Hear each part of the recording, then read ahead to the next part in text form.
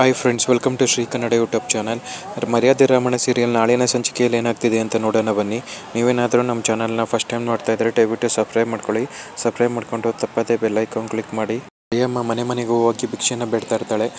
ಅವಳಿಗೆ ಮನೆಯಲ್ಲಿ ಯಾರೂ ಇಲ್ಲ, ಮುಂದಕ್ಕೆ ಹೋಗಮ್ಮ ಅಂತ ಎಲ್ಲ ಹೇಳ್ತಾ ಇರ್ತಾರೆ. ನಿನ್ನ ಮಗನ ಅವನು ಬರೋದೇ ಬೇಡ, ಅಲ್ಲೇ ಇರಲಿ ಬಿಡು ಅಂತ ಎಲ್ಲ ಬೈದಿ ಎಲ್ಲ ಹೇಳ್ತಿರ್ತಾರೆ. ದಯವಿಟ್ಟು ಹಂಗೆಲ್ಲ ಹೇಳ್ಬೇಡ ಕಣವ, ನನ್ನ ಮಗ ಈಗ ಇರೋ ಕಷ್ಟದಿಂದ ಪರಾಗಿ ಬಂದ್ಬಿಟ್ರೆ ಸಾಕು ಕಣವ ಅಂತ ಹೇಳ್ತಿರ್ತಾರೆ. ಆದ್ರೂ ಒಬ್ಬೊಬ್ಬರು ಒಂದೊಂದು ಥರ ಮಾತಾಡ್ತಿರ್ತಾರೆ. ಅವಳು ಮನೆ ಮನೆಗೆ ಹೋಗಿ ಭಿಕ್ಷೆ ಬೇಡ್ತಾ ಇರ್ತಾಳೆ. ಒಂದು ಮನೆಯಲ್ಲಂತೂ ನಿನ್ನ ಮಗ ಎಷ್ಟು ಒಳ್ಳೆಯವನು, ಎಲ್ಲರಿಗೂ ಒಳ್ಳೇದು ಮಾಡೋನೆ, ನೀನು ಬರಗಾಲ ಇದ್ದಾಗೆಲ್ಲ ಜನಗಳಿಗೆ ಅಕ್ಕಿ ಕೊಟ್ಟು ಎಲ್ಲ ಒಳ್ಳೇದು ಮಾಡಿದ್ಯಾ, ನಿನ್ನ ಮಗ ಬಾಳಿ ಬದುಕಬೇಕು ಕಣವ್ವ ಅಂತ ಹೇಳ್ಬಿಟ್ಟು ಅಕ್ಕಿ ಮತ್ತು ಬೆಲ್ಲನೆಲ್ಲ ತಗೊಬಂದು ಕೊಡ್ತಾರೆ. ಆವಾಗ ಸ್ವಲ್ಪ ಸಮಾಧಾನ ಆಗುತ್ತೆ ಜಯಮ್ಮಂಗೆ.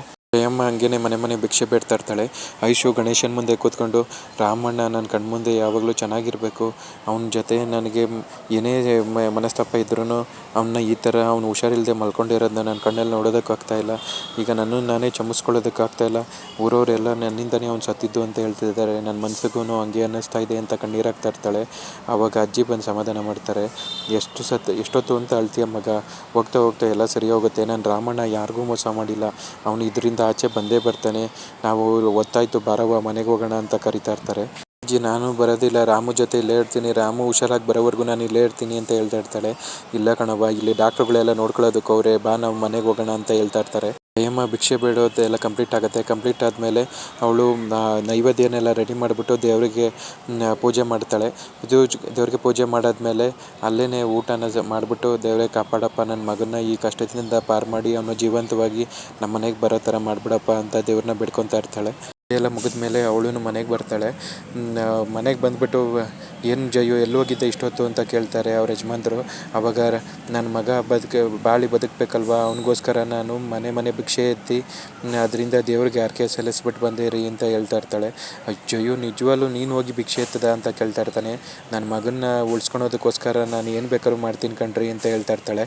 ಮಗ ರಾಮ ಯಾರಿಗೂ ಏನೂ ಮೋಸ ಮಾಡಿಲ್ಲ, ಅವ್ನಿಗೇನೂ ಆಗೋಕ್ಕಿಲ್ಲ, ಅವನು ಇದರಿಂದ ಜಯಿಸ್ಕೊಂಬರ್ತಾನೆ, ನೀನು ಅಳಬೇಡ ಸುಮ್ಮನೆ ಇರು ಅಂತ ಸಮಾಧಾನ ಮಾಡ್ತಾ ಇರ್ತಾನೆ. ಆಗ ಅಜ್ಜಿ ಮತ್ತು ಐಶ್ವರ್ಯ ಇಬ್ಬರೂ ಮನೆಗೆ ಬರ್ತಾರೆ. ಅಮ್ಮ ಈ ಪ್ಯಾಟೆ ಹುಡುಗಿನ ಯಾಕೆ ಇಲ್ಲೂ ಕರ್ಕೊಬಂದ್ರಿ, ಇವಳನ್ನ ನಮ್ಮ ಮನೆಗೆ ನಾನು ಸೇರ್ಸೋಕ್ಕಿಲ್ಲ, ಇವಳನ್ನ ನಮ್ಮ ಮನೆಗೆ ಬೇಡ, ಇವಳಿಂದನೇ ನನ್ನ ಮಗ ಇವತ್ತು ಇಂಥ ಸಮಸ್ಯೆಗೆ ಸಿಗಾಕೊಂಡ, ನನ್ನ ಮಗನ್ನೇ ಕಿತ್ಕೊಬೇಕು ಅಂತ ಬಂದವಳೆ ಇವಳನ್ನ ನನ್ನ ಮನೆಗೆ ಸೇರ್ಸೋಕ್ಕಿಲ್ಲ ಅಂತ ಹೇಳ್ತಾ ಇರ್ತಾಳೆ.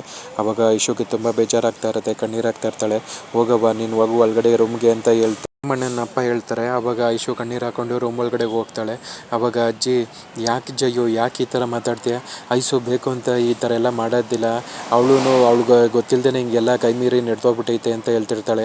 ನನ್ನ ಮಗಂಗೆ ಇಷ್ಟೆಲ್ಲ ಆದ್ರೂ ನೀನು ಆ ಪ್ಯಾಟೆ ಹುಡುಗಿ ಕಡೆ ಪರನೇ ಮಾತಾಡ್ತೀರ ಅಲ್ವಾ, ನನ್ನ ಮಗನ ನಾನು ಫಸ್ಟು ಹಾಸ್ಪಿಟ್ಲಿಂದ ಮನೆ ಕರ್ಕೊಂಬರ್ಬೇಕು, ಅಲ್ಲಿವರೆಗೂ ನಾನು ಏನು ಮಾತಾಡೋಕ್ಕಿಲ್ಲ, ಈ ಹುಡುಗಿ ನಮ್ಮ ಮನೇಲಿ ಇರಬಾರ್ದಂದ್ರೆ ಇರಬಾರ್ದು ಅಷ್ಟೇ, ಫಸ್ಟ್ ಅವ್ರ ಅಮ್ಮಂಗೆ ಫೋನ್ ಮಾಡಿರಿ ಅಂತ ಹೇಳ್ತಾರೆ. ಆವಾಗ ಐಶು ಅವ್ರ ಅಮ್ಮಂಗೆ ಫೋನ್ ಮಾಡಿ ಈ ಥರ ರಾಮಣ್ಣಂಗೆ ಈ ಥರ ಸಮಸ್ಯೆ ಆಗೈತೆ, ಅವನು ಹಾಸ್ಪಿಟ್ಲಲ್ಲಿದ್ದಾನೆ ಅಂತ ವಿಷಯನ ತಿಳಿಸ್ತಾರೆ. ಅವಾಗ ಅವ್ರಿಗೆ ಟೆನ್ಷನ್ ಆಗುತ್ತೆ. ಓಡಿ ಬಂದು ಅವ್ರ ಯಜಮಾನ್ರಿಗೆ ಹೇಳ್ತಾಳೆ, ಈ ಥರ ರಾಮಣ್ಣಂಗೆ ಈ ಥರ ಸಮಸ್ಯೆ ಆಗಿದೆ ಅಂತ ಕಣ್ರಿ ಅಂತ, ನಾನಂತೂ ಆ ಮನೆಗಂತೂ ಬರೋದಿಲ್ಲ, ನೀನು ಬೇಕಾದರೆ ಹೋಗು ಡ್ರೈವರ್ನ ಕರ್ಕೊಂಡು ಅಂತ ಹೇಳ್ಬಿಡ್ತಾರೆ. ಆವಾಗ ಅವ್ರ ಅಮ್ಮ ಇಮಿಡಿಯೇಟ್ಲಿ ಡ್ರೈವರ್ನ ಕರ್ಕೊಂಡು ಫಸ್ಟು ಊರಿಗೆ ಬರ್ತಾರೆ. ಜಯಮ್ಮ ಪಂಚಾಯಿತಿಯವ್ರನ್ನ ಮನೆಗೆ ಕರೆಸಿರ್ತಾರೆ. ಆವಾಗ ಐಶ್ವರ್ಯ ಅಮ್ಮನೂ ಬರ್ತಾರೆ. ಐಶು ಹೋಗಿ ಅವ್ರ ಅಮ್ಮನ ತಪ್ಕೊತಾಳೆ. ಅಮ್ಮ ನಿಜವಾಗ್ಲೂ ನಾನು ಬೇಕು ಅಂತ ಹಿಂಗೆಲ್ಲ ಮಾಡಲಿಲ್ಲ ಕಣಮ್ಮ, ನಾನು ಕೈ ಮೀರಿ ನಡೆದೋಯ್ತು ಅಂತ ಹೇಳ್ತಿರ್ತಾಳೆ. ಅಮ್ಮ ಐಶುನ ಸಮಾಧಾನ ಮಾಡ್ತಿರ್ತಾರೆ. ಆಗ ಜಯಮ್ಮ ಹೇಳ್ತಾರೆ, ಈ ಪ್ಯಾಟೆ ಹುಡುಗಿ ನಮ್ಮ ಮನೇಲಿ ಇರೋದು ಬೇಕಾಗಿಲ್ಲ, ಇವಳನ್ನ ಮನೆಯಿಂದ ಆಚೆ ಹಾಕ್ರಿ ಅಂತ ಹೇಳ್ತಿರ್ತಾರೆ. ಆವಾಗ ಪಂಚಾಯಿತಿಯವ್ರು ಕೇಳ್ತಾರೆ, ಏನು ಮಗ ನಿನ್ನ ಅಭಿಪ್ರಾಯ ಏನು ಅಂತ ಕೇಳ್ತಿರ್ತಾರೆ. ನೋಡಮ್ಮ ನಿನಗೇನು ಅನಿಸುತ್ತೆ ಅದ್ರ ಪ್ರಕಾರ ನಿರ್ಧಾರ ತಗೋ, ನಮ್ದೇನೂ ಅಭ್ಯಂತರ ಇಲ್ಲ ಅಂತ ರಾಮಣ್ಣನ ಅಪ್ಪನ ಹೇಳ್ತಾ ಇರ್ತಾರೆ. ಐಶು ಅಮ್ಮ ಹೇಳ್ತಾರೆ, ನೋಡು ಐಶು, ಒಂದ್ಸತಿ ಗಂಡನ ಕಳ್ಕೊಂಡ್ರೆ ಹೆಣ್ಣಿಗೆ ಯಾವತ್ತೂ ಬೆಲೆ ಇರೋದಿಲ್ಲ, ಈ ಮರಕ್ಕೆ ಬಳ್ಳಿ ಆಸರೆ ಬೇಕೇ ಬೇಕು, ಹಂಗೇನೆ ಒಂದು ಹೆಣ್ಣು ಅದರೊಳಗೆ ಗಂಡನ ಆಸರೆ ಬೇಕೇ ಬೇಕು, ನೀನು ರಾಮಣ್ಣನ ಬಿಟ್ಟು ಬರಬೇಡ ಅಂತ ಹೇಳ್ತಿರ್ತಾರೆ. ಐಶು ರೂಮ್ ಒಳಗಡೆಗೆ ಹೋಗ್ತಾಳೆ. ಇವಾಗ ಐಶು ಮನೆ ಬಿಟ್ಟು ಹೋಗ್ತಾಳ. ರಾಮಣ್ಣನ ಪ್ರಾಣ ಉಳಿಸಿ ಅವಳೇ ಮತ್ತೆ ಮಾಮೂಲಿ ಗಂಡ ಹೆಂಡತಿ ಥರ ಬದುಕ್ತಾಳೆ, ಏನಾಗುತ್ತೆ ಅಂತ ಕಾದು ನೋಡಬೇಕು ಫ್ರೆಂಡ್ಸ್. ಇಲ್ಲಿಗೆ ಈ ಸಂಚಿಕೆ ಕಂಪ್ಲೀಟ್ ಆಗುತ್ತೆ. ನೀವೇನಾದರೂ ನಮ್ಮ ಚಾನಲ್ನ ಫಸ್ಟ್ ಟೈಮ್ ನೋಡ್ತಾ ಇದ್ದರೆ ದಯವಿಟ್ಟು ಸಬ್ಸ್ಕ್ರೈಬ್ ಮಾಡ್ಕೊಳ್ಳಿ. ಸಬ್ಸ್ಕ್ರೈಬ್ ಮಾಡಿಕೊಂಡು ತಪ್ಪದೇ ಬೆಲ್ ಐಕಾನ್ ಕ್ಲಿಕ್ ಮಾಡಿ. ಮುಂದಿನ ಸಂಚಿಕೆ ಒಂದಿಗೆ ಮತ್ತೆ ಭೇಟಿಯಾಗೋಣ ಫ್ರೆಂಡ್ಸ್. Thank you.